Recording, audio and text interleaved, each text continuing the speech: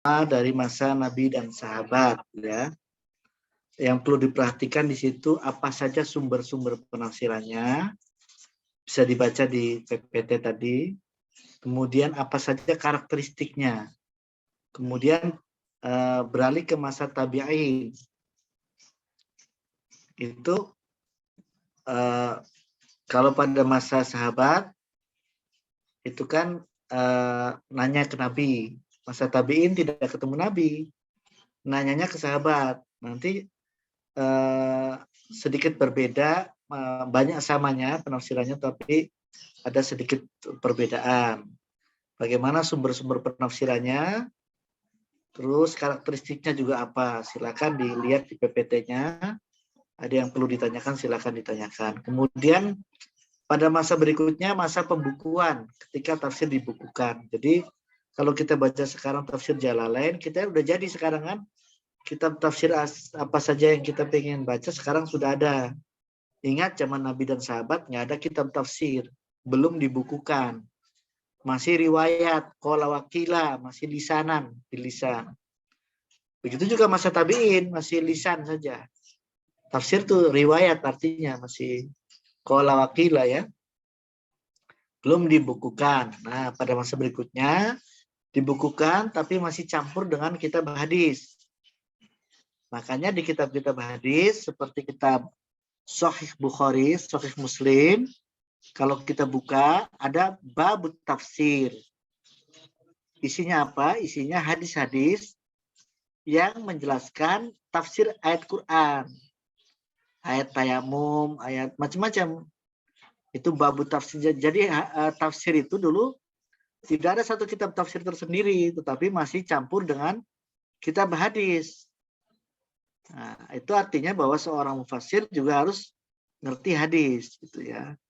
Kemudian pada masa berikutnya, kitab tafsir dibukukan secara tersendiri menjadi kitab tafsir. Itu pun belum lengkap. Tidak semua ditafsirkan dari ayat per ayat, kata per kata, dari Al-Fatihah sampai An-Nas, tidak. Tapi dipilih-pilih kata-kata yang sulit saja. Nah, kitabnya namanya Ma'anil Quran karya Al-Farra.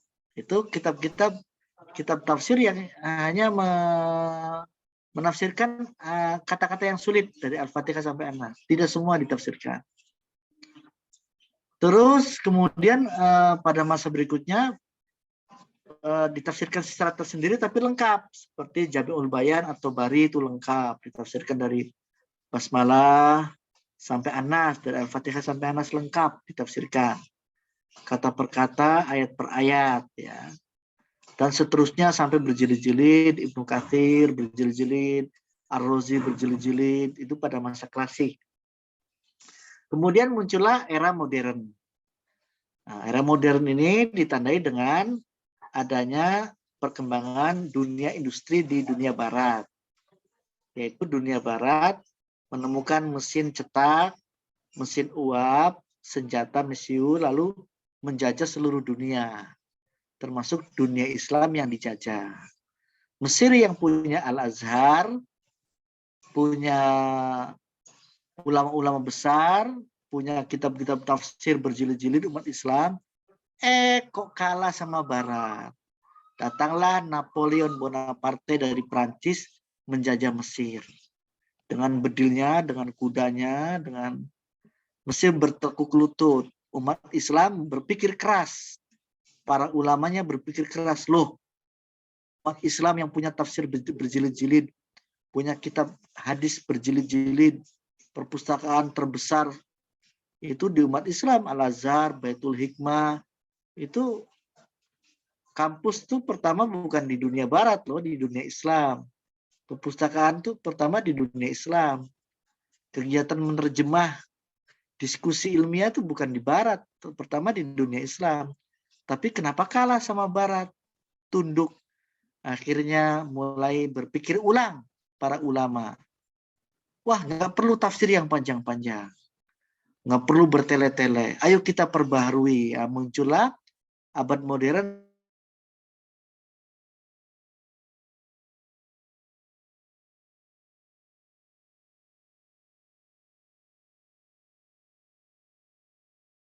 Intinya yang bisa bermanfaat untuk umat Islam biar bisa bangkit menandingi Barat. Nah, muncullah rasionalisme di dunia Islam. Akhirnya tafsir-tafsir yang rasional mengikuti perkembangan. Mulai era modern dalam tafsir. Kemudian era modern sekarang era kontemporer, ya, abad sekarang. Jadi tafsir ini nggak pernah selesai. Selalu ada tantangannya apa, muncul tafsir itu. Ada tantangan apa, muncul tafsir itu. Nah, kemudian itu saja saya hanya mengulas itu. Tadi panjang lebar sudah diterangkan. Hanya perlu dijelaskan, saya perlu menjelaskan kenapa pada masa sahabat dan tabi'in itu kan sumber penafsirnya tadi dengan Quran, ya kan? Dengan berdasarkan hadis Nabi. Terus berdasarkan akwalus sahabat, ijtihad sahabat sendiri, ijtihad tabi'in sendiri. Tapi ada juga nanya ke ahli kitab. Lah ngapain nanya ke Nasrani sama Yahudi? Katanya lengkap Quran. Kok kenapa pakai nanya? Nah, ini sebetulnya dijelaskan di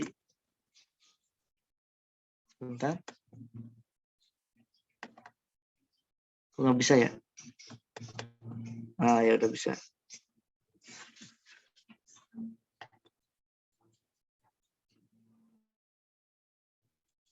Ya, lewat sebentar. Nah, sebetulnya dijelaskan di kitab Tafsir Mufassirun.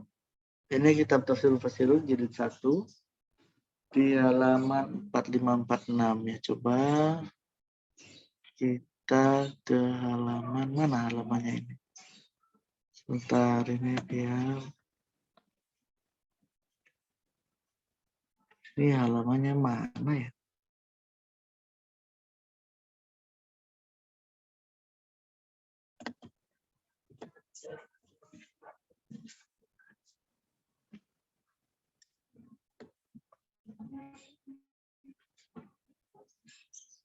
Kok nggak muncul halamannya ya?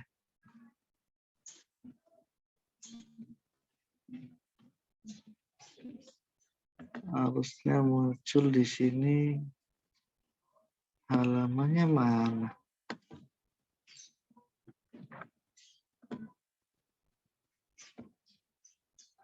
Bentar, saya kesulitan mencari halamannya. Kelihatan belum teman-teman kitabnya?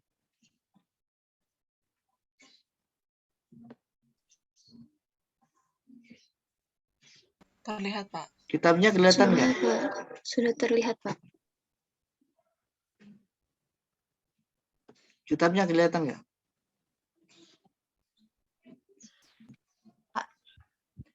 Iya, Pak. Sudah terlihat, Pak. Terlihat, bentar ya. Ini kok nyari.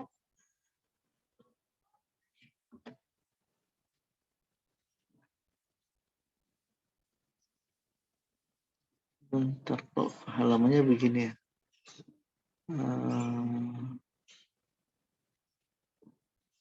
Saya mencari halamannya, kok tidak bisa.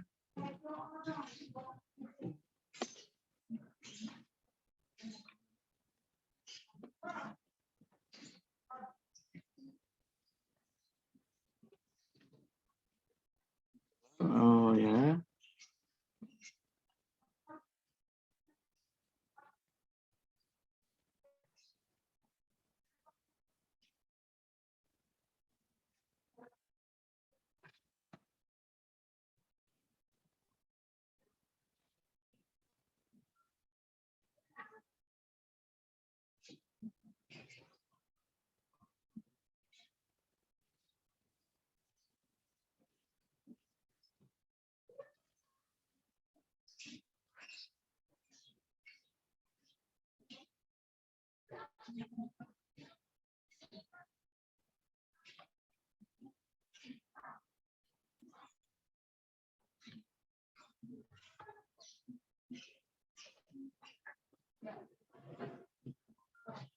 Nah ini ya.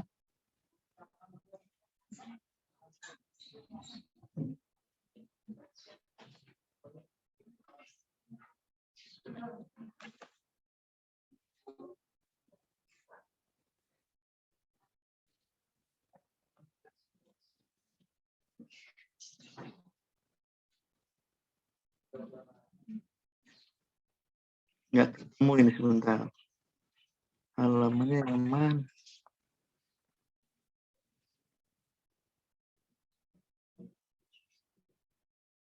Jadi yang dimaksud, saya tutup aja. Jadi yang dimaksud dengan merujuk kepada ahlul kitab, itu bukan sahabat membaca majelis ta'lim ahlul kitab lalu nanya, bukan. Tapi ahlul kitabnya yang sudah masuk Islam, seperti Wahab bin Munabi, itu ya, sudah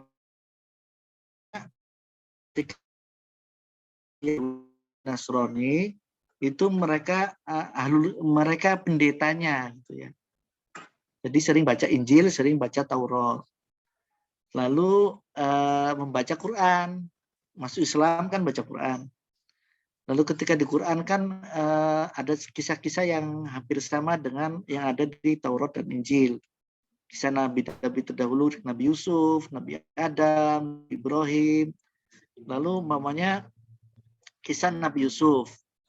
Waqalat imro'atu aziz, kan gitu di Quran kan gitu. Dan berkata imro'atu aziz, istrinya Tuan Aziz. Gitu. Nah itu kan tidak ada namanya. Lalu dijelaskan oleh Wahab bin Munabi yang tadinya Yahudi ini, lalu masuk ke Islam, lalu waktu saya masih Nasrani, ini di kitab Injil namanya, atau di tradisi Nasrani, istrinya Aziz yang menggoda Yusuf tuh namanya Zulaikho. Nah gitu loh.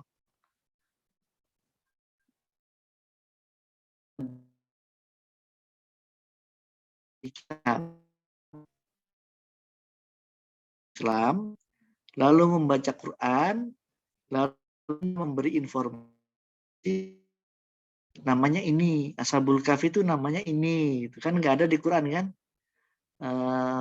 Rokim tuh Ashabul Kahfi war Rokim itu namanya ini gitu ya. Nah itu penjelasan, bukannya ujug-ujug atau tiba-tiba datang. Nah itu saya dari saya kembalikan ke kelompok 5 diskusinya. Ya, silakan saya kembalikan ke moderator. Baik, terima kasih Bapak atas jawab. Bertanya mengaktifkan mikrofonnya dan menyebutkan namanya. Silahkan.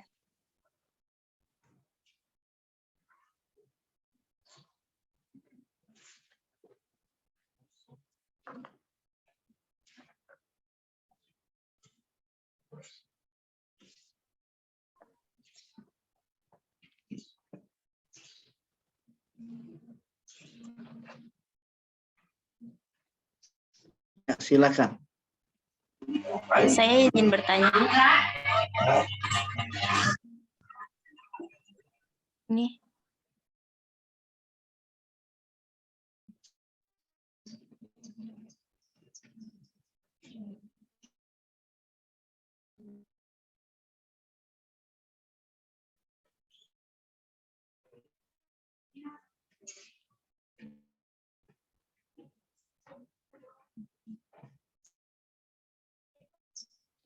Ya, itu masih unmute suaranya.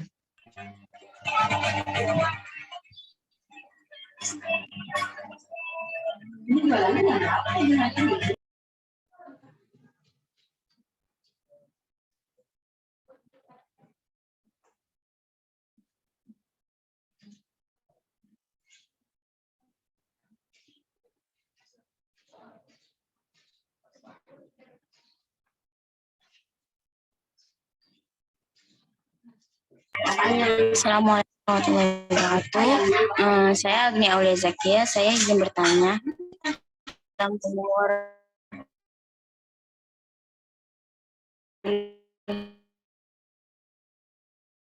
kategori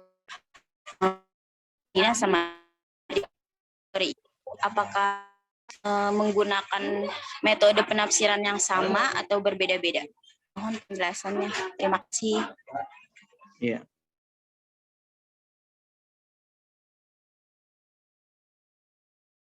Baik, terima kasih Agni atas pertanyaannya. Kita tampung dulu. Yang ingin bertanya lagi dipersilahkan.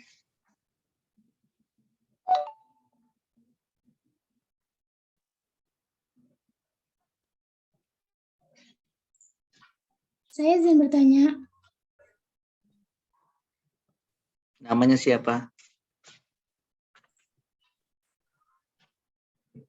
Oke, Syafina Iya. Mumtazah dari kelompok Ya. 3 izin bertanya.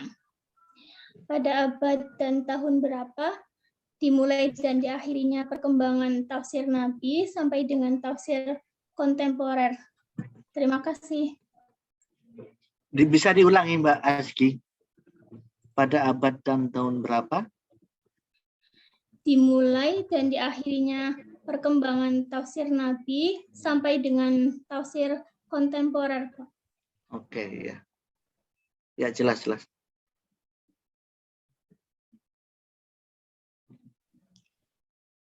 Baik, terima kasih Aski atas pertanyaannya. Mungkin dua pertanyaan ini kami coba jawab terlebih dahulu. Untuk pertanyaan dari Agni, saya ulang pertanyaannya. Di PPT ada 3 kategori aliran tafsir. Dari ketiga kategori itu, apakah metode penafsirannya berbeda-beda apa sama? Baik, mungkin pertanyaan ini bisa oleh Saudari Aisyah. Pada Aisyah dipersilahkan.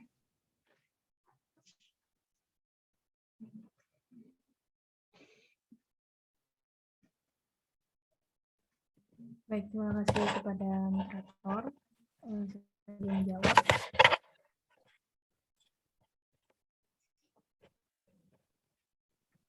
Jadi intinya apa metode dari ketiga? Yang pertama pada aliran Mekah, saya menemukan bacaan ya. Jadi salah satu tokoh namanya Muhajir bin Jabir. Mujahid. Dikatakan, Mujahid bin Jabir. Oh iya, Ustaz, maaf. Mujahid bin Jabir. Beliau adalah penafsir yang meriwayatkan dari Ibnu Abbas. Tetapi beliau sangat bisa dipercaya dalam rujukan tokoh besar seperti Imam Syafi'i dan Imam Bukhari. Nah, penafsiran Mujahid ini terhitung liberal karena ia memberikan kebebasan yang sangat luas dalam menafsirkan Al-Quran. Dari bacaan ini saya bisa menyimpulkan mungkin kebanyakan dari aliran Makkah menggunakan metode biroi dalam menafsirkan Al-Quran. Seperti itu. Kemudian aliran Madinah ada salah satu tokoh yang bernama bin, bahkan tokoh tabi'in besar yang dikenal sebagai ahli fikih dan ahli tafsir. Ia menafsiri banyak ayat-ayat Al-Quran dengan logika. Nah, walaupun begitu, para ulama pun juga mempercayai kesikohan beliau sebagai penafsir di kalangan tabi'in. Nah, dari kalimat beliau menafsiri banyak ayat Al-Quran dengan logika, saya menyimpulkan bahwa kebanyakan mungkin dari metode tafsir aliran Madinah ini menggunakan tafsir biroi seperti itu. Kemudian yang ketiga tadi Kufah atau Iraq ya, Agni?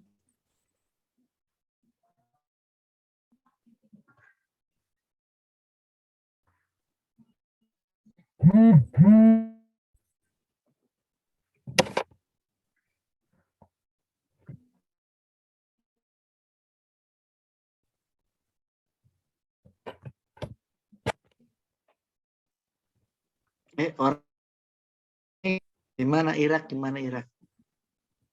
Kufah, Irak.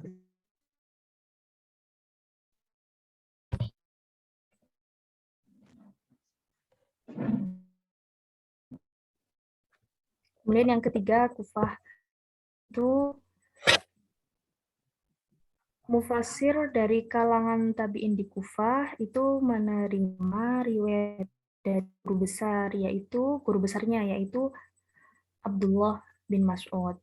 Nah, beliau atau Abdullah bin Mas'ud ini meletakkan dasar pencarian dalil hukum Madinah. Madinah Zaid bin Aslam itu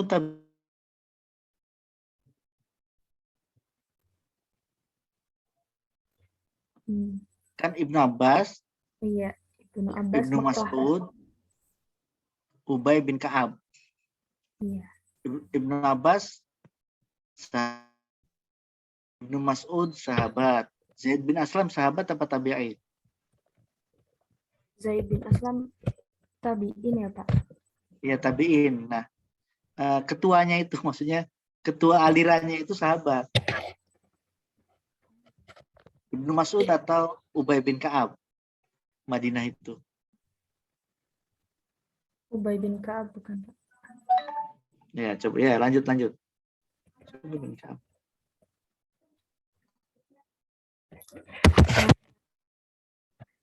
Di Irak ini Ibnu Abdullah bin Mas'ud melalui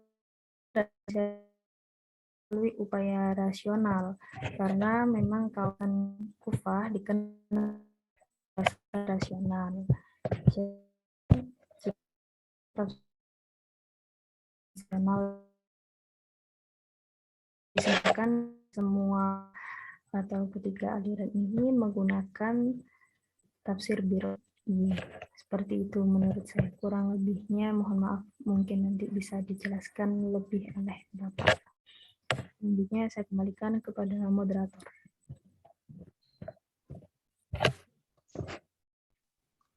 Baik, terima kasih Aisyah yang telah menjawab pertanyaan dari Agni. Selanjutnya pertanyaan kedua dari Azki Syafrina. Mungkin saya tambahkan sebentar ya. Ya, baik Pak. Sebentar. Jadi pada masa awal, nah itu dicek itu Abdullah bin Mas'ud itu Madinah atau Irak. Yang Irak itu Abdullah bin. Jadi ada pada masa awal Islam, masa sahabat dan tabi'in, itu Islam menyebar ke 3 kota besar itu, yaitu 3 kota besar Islam awal ya. Mekah, Madinah, dan Irak atau Kufah. Irak itu negaranya, Kufah itu kotanya. Tolong dicek Abdullah bin Mas'ud itu Madinah apa? Saya cek, coba dicek ya. Kalau Ibnu Abbas jelas Mekah. Jadi tadi ada Mujahid bin Jabir yang dikatakan liberal. Nah, ini, makanya saya perlu menjelaskan. Sebetulnya istilah liberal itu kurang tepat ya. Mungkin karena di tulisannya begitu. Ibnu Abbas adalah bapak dari 3 sahabat, dari kalangan sahabat yang banyak menafsirkan Quran. Itu Ibnu Abbas. Bahasa Indonesianya, aliran Mekah, aliran Madinah, aliran Irak. Ingat, aliran ini jangan diartikan seperti aliran sesat atau aliran tidak sesat gitu ya. Bukan itu. Tapi bahasa Arabnya itu madrasah. Madrasatu tafsir Makkah, madrasatu tafsir Madinah, madrasatu tafsir Irak. Itunya tulisannya. Maka juga tidak boleh diartikan madrasah seperti madrasah sanawiyah atau madrasah ibtidaiyah yang ada gedungnya, ada sekolahnya. Bukan itu. Tapi diartikan aliran juga bukan aliran kebatinan, bukan itu. Tapi maksudnya sepeninggal Nabi itu kan yang ada sahabat. Sahabat ahli Quran pertama namanya Ibnu Abbas, Abdullah Ibnu Abbas. Ini tinggal di Mekah. Lalu orang-orang yang bersama Abdullah bin Abbas, murid-muridnya namanya tabi'in. Cara baca Qur'annya ikut Ibnu Abbas, qiraatnya. Cara menjelaskan Qur'annya ikut Ibnu Abbas. Inilah yang dianggap sebagai aliran Mekah atau madrasah Mekah fit tafsir fi zamani awal Islam, di zaman awal Islam itu ya. Itu maksudnya aliran tuh. Nah, memang ada murid-murid Ibnu Abbas, ada Mujahid bin Jabir, ada yang Ikrimah dan lain-lain ya. Itu ada 1-2 tabi'in, muridnya Ibnu Abbas, yang cenderung bukan hanya mengikuti Ibnu Abbas, tapi kadang-kadang berpikir sendiri, yaitu birro'yi, dengan ijtihadnya sendiri. Nah, itu yang mungkin yang dianggap liberal. Bukan liberal itu, birro'yi. Kalau liberal itu tidak percaya Quran, tidak percaya. Liberal itu pakai filsafat saja, nggak usah pakai kitab. Tabi'in, dia masih ngikuti Ibnu Abbas, tetapi kalau dari Rasulullah, dia berani beristihad sendiri. Birro'yi. Itu bukan liberal sebenarnya. Seperti itu, seperti contohnya kemarin ya, walaqad alimtumul ladzina atadaw minkum fis sabd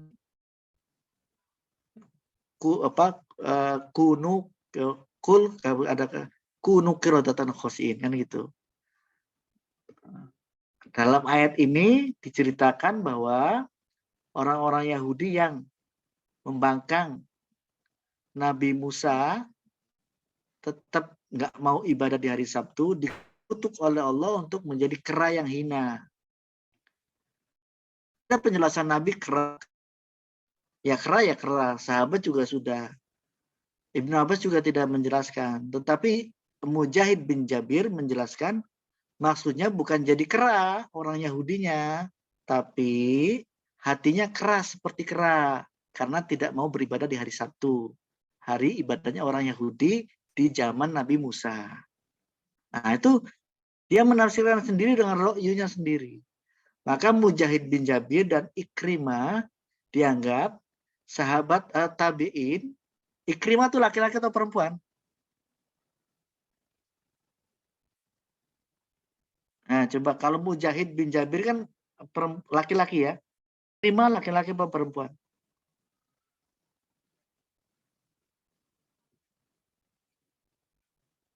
Ada namanya Uyainah. Tabi'in itu ada Uyainah, Ikrimah atau perempuan?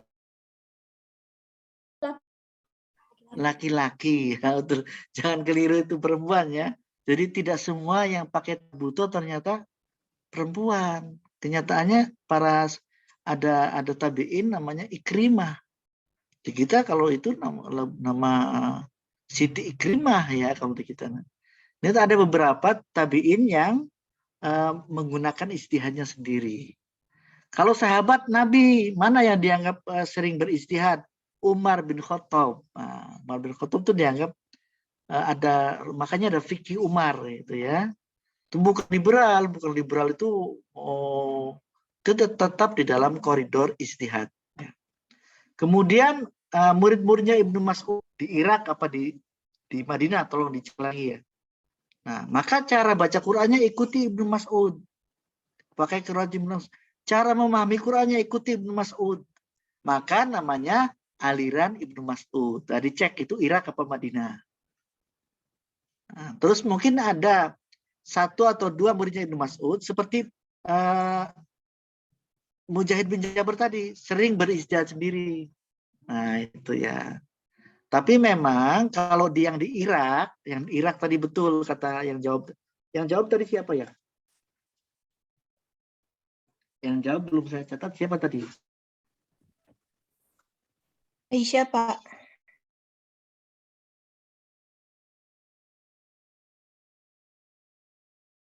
Ini situasinya rasional. Masyarakat pedagang jauh dari Mekah Madinah. Di situ tidak terlalu banyak seperti di Mekah Madinah. Jadi lebih rasionalitas yang diutamakan. Makanya biasanya kecenderungannya tafsir birro'i yang di Kufah ini. Sementara yang di Mekah Madinah tidak, bil maksudnya lebih kencang. walaupun ada 1-2 sahabat, 1-2 tabi'in seperti Mujahid bin Jabir itu biroi kecenderungannya. Jadi 1-2 saja, tetapi yang di Madinah ini kebanyakan bilmaksur tetap. Yang di Irak kebanyakan biroi. Itu ya. Itu saja sekedar melengkapi. Silakan pertanyaan lainnya. Dijawab. Ya baik. Pertanyaan kedua itu dari Azki. Saya ulang pertanyaan. Pada abad dan tahun berapa dimulai dan diakhirinya perkembangan tafsir Nabi, sahabat tabi'in, pembukuan modern dan kontemporer? Mungkin pertanyaan ini bisa dijawab oleh Ade Nuriska, kepadanya di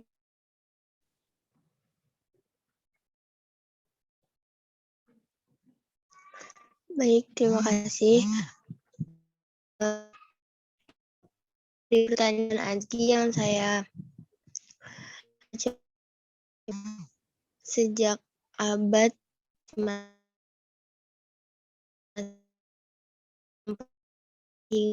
pada abad 1. Kalau misalkan kontemporer itu pada abad 19, gitu yang saya baca. Mungkin itu saja yang bisa saya jawab. Dari Bapak bisa ditambahkan. Jangan saya terus. Oke, saya ini betul kalau pada masa Nabi dan sahabat batasnya gimana?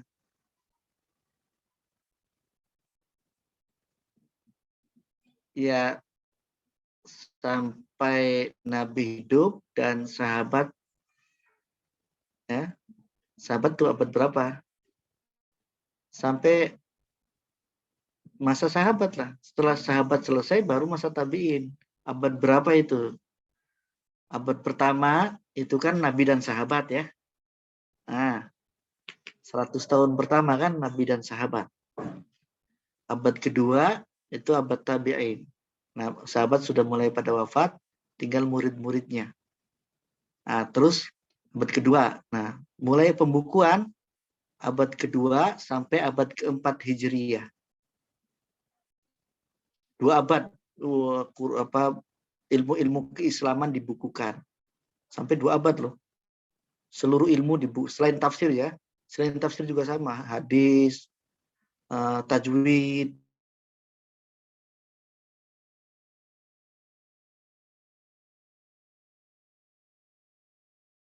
sampai keempat. Terus abad modern yang disebut ini hitungannya Hijriah ya.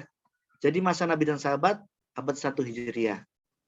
Ya kan hitungannya ya berapa lama sih orang hidup kan 100 tahun lebih. 1 Hijriah, abad kedua Hijriah sudah tabi'in, tabi'ut tabi'un abad ketiga Hijriah. Nah, pembukuan abad kedua sampai keempat Hijriah. Nah, sekarang abad mulai ada modern. Nah, modern itu apa? Modern itu tadi ketika orang Barat menemukan apa yang disebut dengan era Renaissance. Itu orang Barat menemukan mesiu, mesiunya dari Islam lah itu, Al-Khawarizmi ya, menemukan mesin uap, menemukan mesin cetak, lalu menjajah seluruh dunia, kolonialisme itu abad 17-18. Itu era modern. 17-18 Masehi. Nah, berarti Hijriahnya abad berapa tuh? Nggak tahu saya. 17-18 Masehi itu abad mulai orang Barat menjajah seluruh dunia. Nah, dunia Islam itu tadinya abad 7. Abad 7 Masehi itu abad pertama. Jadi abad 7 Masehi itu abad sahabat, abad 8 Masehi abad tabi'in, abad 8 sampai 10 Masehi itu abad pembukuan. Nah, baru umat Islam jaya 7 abad kemudian sampai abad 18, 17-18 ditaklukkan oleh Barat. Semua negeri-negeri Muslim hampir semua dijajah termasuk Indonesia oleh dunia Barat kan. Nah, baru para ulama tersadarkan bahwa tafsir yang ada, fikih yang ada harus diperbaharui lagi pintu ijtihad harus dibuka agar Islam mengalami pencerahan dan bisa menandingi kemajuan Barat. Abad 17-18 Masehi. Itu era modern dimulai dari tafsir Al-Manar, Rasid Ridho. Nah, kalau kontemporer, apa itu kontemporer? Kontemporer, kalau bahasa Arabnya modern itu apa? Bahasa Arabnya modern. Bukan madoro ya. Bahasa Arab modern apa? Al-Asri ya Pak. Al-Asri itu kontemporer. Modern, Al-Hadith. Fi zamanil hadith. Hadith. Baru ya. Al-Asri juga, kalau kontemporer itu mu'asoroh atau Al-Asri. Kamus kontemporer, komus Al-Asri kan gitu ya. Kontemporer itu modern sekarang ini. Fi hadzal zaman. Fi zamanina hadza. Di zaman kita sekarang itu kontemporer. Tafsir Pak Quraisyihab, Tafsir Munir Wahbah Zuhaili baru meninggal tahun 2016. Itu kontemporer di zaman kita sekarang. Tafsirnya Ali As-Sobuni itu kontemporer. Tafsir Sya'rawi baru meninggal 2018 kemarin. Nah, itu kontemporer sekarang. Tafsir Al-Azhar, Al-Misbah sekarang ini abad sekarang. Sekarang. Kalau modern abad pencerahan, tafsir Al-Manar lalu ya. Nah, itu saja. Nanti terus itu berkembang. Nanti ada muncul tafsir apa lagi sesuai dengan perkembangan zaman. Bukan Quran ditarik-tarik sesuai dengan perkembangan zaman, bukan. Tetapi agar Al-Quran itu bisa memberi jawaban pada tantangan zaman, itu maka Quran harus ditafsirkan, harus dijelaskan sesuai dengan perkembangan zaman agar bisa menjadi hidayah, bukan hanya di zaman Nabi dan sahabat, tetapi hidayah bagi kita umat Islam sekarang ini. Itu karena itu tafsir tidak akan selesai dan terus berkembang. Baru 2 pertanyaan habis ya. Tadi seharusnya saya nggak usah menjelaskan, langsung tanya jawab saja karena memang sesi sejarah ini panjang lebar. Sesi sejarah ini. Kalau ada pertanyaan, kayaknya nanti di grup saja ya. Waktunya sudah habis ya. Atau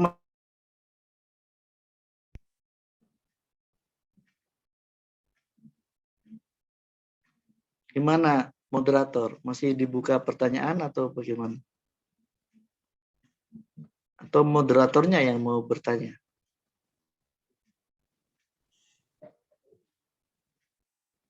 Mungkin lanjut di WA saja, Pak. Ya.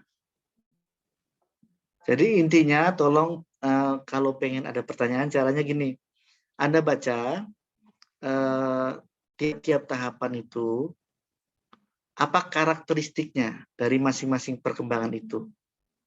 Lalu yang nggak paham apa? Maksudnya ada bernuansa hermeneutik. Apa semua paham itu? Maksudnya apa ya? Ya kan? Maksudnya apa itu? Nah itu kan tadi belum ada pertanyaan itu. Silakan kalau ada pertanyaan nanti bisa dijawab oleh pemakalah dan mungkin bisa saya bantu. Dan nanti di grup dibaca lagi PPT-nya atau makalahnya. Tiap-tiap perkembangan apa karakteristiknya.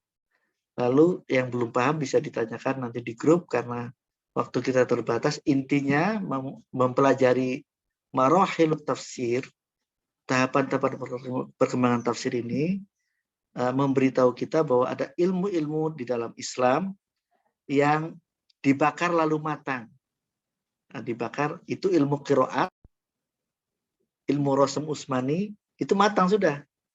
Jangan ditambah-tambahin lagi udah. Ilmu qiraat 7, qiraat 10, qiraat 14 sudah. Jangan ada qiraat 20. Jangan ada qiraat Jawa, qiraat Medan, enggak ada lah. Ya kan? Sudah cukup qiraat itu. Nah, tapi ada ilmu yang terus berkembang karena mengikuti perkembangan zaman, yaitu ilmu fikih dan ilmu tafsir terus berkembang. terus berkembang. Terus ada ijtihad, terus ada penemuan-penemuan baru. Dan itu mengembangkan ilmu tafsir bukan liberal. Kalau liberal itu membaca Quran, lalu seenak-enaknya menafsirkan, ditarik-tarik gitu ya. Namanya ya qawiyu ya matin, kan ada doa itu. Ya qawiyu itu kalau sebetulnya kalau menurut orang Jawa ya Jokowi ya, wah itu itu ngawur, itu liberal. Itu yang ngawur-ngawur itu nggak usah diikuti, kita nggak usah ikut debat. Kita ini orang-orang ilmiah yang hidupnya di kampus, di pesantren, udah adem-adem saja, nggak usah ikut jadi kadrun atau nggak ikut jadi kampret ya, itu sih orang politik. Mereka ribut di medsos itu dibayar. Nah, kita yang nggak ikut, yang nggak tahu apa-apa, ikut ributnya saja kan. Nanti kalau suudzon sama orang nanti malah dosa ya kan. Lebih baik fokus saja bahwa memang ada tokoh-tokoh yang ketika menafsirkan kebablasan, tidak pakai kaidah-kaidah, itu liberal. Tapi kalau perkembangan mufassir dari zaman ke zaman dan memang ada kitab tafsirnya, ulamanya benar, belajar tafsir secara benar, maka itu bisa dianggap sebagai perkembangan tafsir dalam setiap zaman. Demikian, silakan dibaca lagi. Kalau ada pertanyaan silakan ditanyakan di grup. Mungkin bisa ditutup. Silakan. Baik. Mungkin sekian pemaparan materi dari kelompok kelima. Jika ada pertanyaan, mungkin bisa ditanyakan melalui WA Group. Baik, sekian dari kelompok kelima. Kurang lebihnya mohon maaf. Wassalamualaikum warahmatullahi wabarakatuh. Waalaikumsalam warahmatullahi wabarakatuh. Terima kasih banyak pada kelompok 5 dan teman-teman. Saya perhatikan yang bertanya ternyata